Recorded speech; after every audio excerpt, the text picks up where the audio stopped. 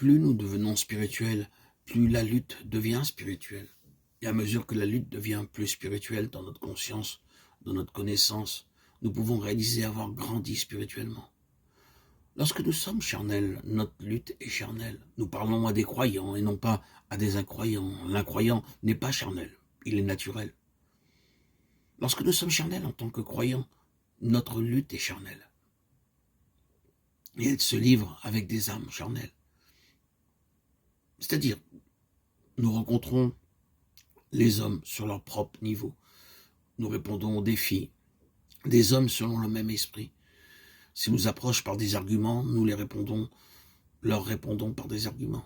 S'ils s'adressent à nous par la raison, nous leur répondons par la raison.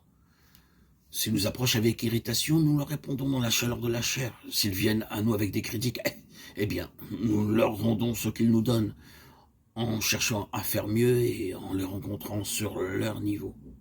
C'est une lutte charnelle, faite avec des âmes charnelles. Lorsque nous cessons d'être charnels, que nous abandonnons toute base charnelle et devenons entièrement spirituels, nous nous trouvons dans un nouveau royaume, derrière les hommes, où nous rencontrons directement des forces spirituelles, et non plus des forces simplement charnelles.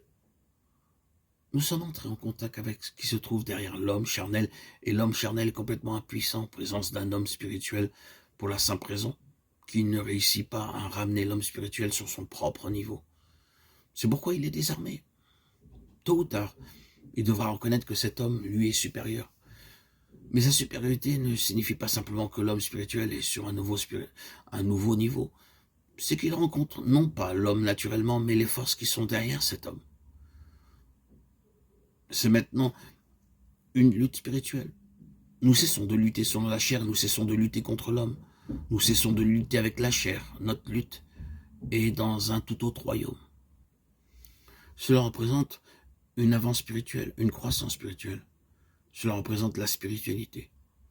Lorsque nous entrons dans une réelle lutte spirituelle, cela présuppose un état spirituel. Dans ce royaume, les ressources de l'homme naturel sont entièrement inutiles, elles sont mises de côté. Pour cette guerre, seul un équipement spirituel peut être permis ou efficace.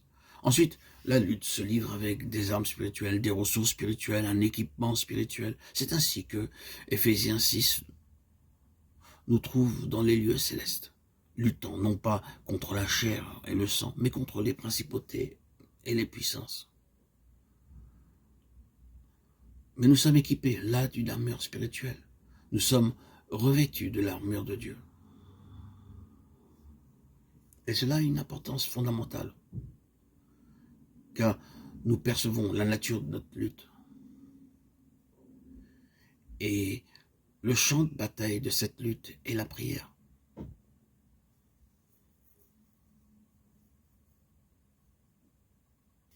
Une vie de prière qui permet à l'homme spirituel de triompher de l'ennemi, du mal